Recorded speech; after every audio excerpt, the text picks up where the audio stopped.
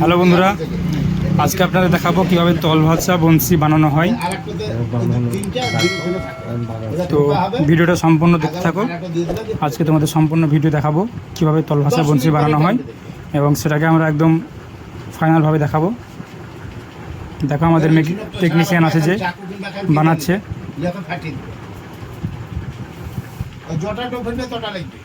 কিন্তু একটা ঝিনুকে একটা বলছিতে 6টা বলছিতে 3টা ঝিনুক লাগবে।